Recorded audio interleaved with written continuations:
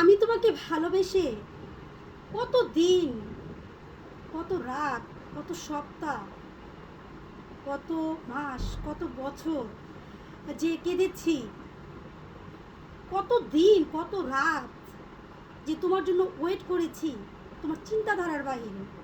আর আমি যে তোমাকে কতটুকু ভালোবাসি সেটা আসলে আমি নিজে আর স্বয়ং আল্লাহ জানে। কিন্তু কখনোই তোমার থেকে এই ভালোবাসার মূল্যটা পাইনি। আমি জানি এই কথার সাথে হাজারো মেয়ের বাস্তবতা মিলে যাবে, এটা বাস্তবসম্মত কথা।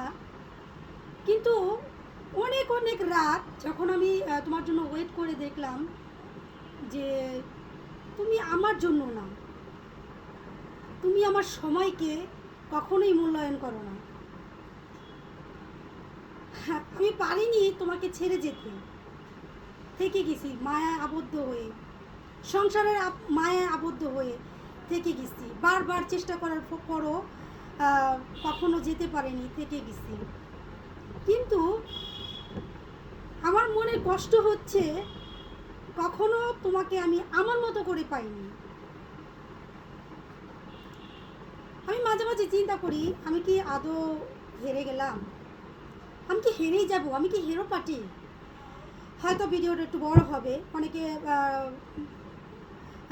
স্কিপ করতে পারেন, যার যার পছন্দ মতে। এটা যার ভালো লাগবে সে দেখবে, যার ভালো না লাগবে সে দেখবে না।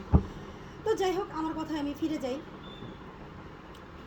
আমি বছরের পর বছর তার জন্য ওয়েট করে গেলাম, বিনিময়ে সে একটা কথাই আমাকে একটা কথা দিয়ে আমাকে সান্ত্বনা দিল যে সরি, এরকম হবে না। তো হবে না করে যুগ যুগ পার হয়ে গেল। এখন আমি আমার মস্তিষ্ক আমি চেঞ্জ করে ফেলছি। তোমার জন্য তো আমি আর কখনোই ওয়েট করবো না।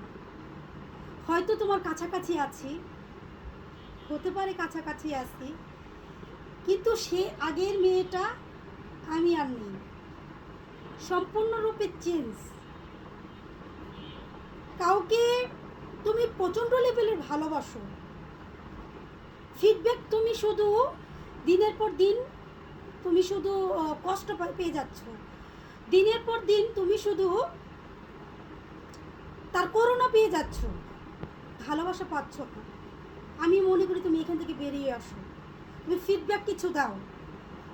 তুমি যখন ওকে ফিডব্যাক কিছু দিবে, প্রতিটা মুহূর্ত তোমাকে সে মিস করবে।